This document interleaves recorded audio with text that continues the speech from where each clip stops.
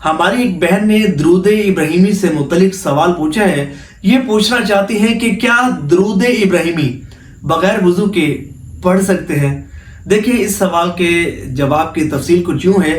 बेहतर तो ये है कि आप बावुजू ही दुरूद इब्राहिमी या कोई भी दुरूद पाक पढ़ें, क्योंकि जिस इबादत को जितने ज़्यादा अदब अदाब को मरूज़ खातिर रख कर किया जाता है, जिस इबादत को जितने ज़्यादा खुशो खुजू के साथ अदब अदाब को मरूज़ खातिर रखते हुए जितने ज़्यादा एहतिमाम के साथ किया जाता है, वो इबादत उतनी ज़्यादा अल्लाह ताला की बारगाह में मकबूल भी होती है और उस पर उतना ज़्यादा सवाब भी मिलता है।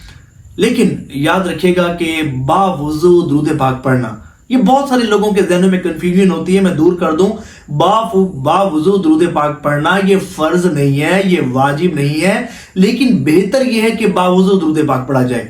मुस्तहब ये है कि बावुजू दुरूद पाक पढ़ा जाए, अफजल ये है कि बावुजू दुरूद पाक पढ़ा जाए। लेकिन अगर कोई शख्स ऐसा है कि बावुजू दुरूद पाक नहीं पढ़ सकता, या उसका वुजू बहुत जल्द टूट जाता है, या नफ्स जो है वो वुजू करने में सुस्ती करता है और ये बेवुजू रहने की वजह से दुरूद पाक पढ़ने से ही महरूम हो जाता है, तो उसके लिए बेहतर ये है कि वो दुरूद इब्राहिमी या कोई भी दुरूद पाक बेवुजू पढ़े, अपनी ज़बान को दुरूद पाक से तर रखे, क्योंकि बरोज़ क़यामत इंसान को सबसे ज्यादा हसरत उस घड़ी पर होगी जो घड़ी बगैर अल्लाह के जिक्र किए गुजरी होगी। तो बगैर वुजू दुरूद पाक पढ़ने में शरअन कोई कबाहत नहीं है।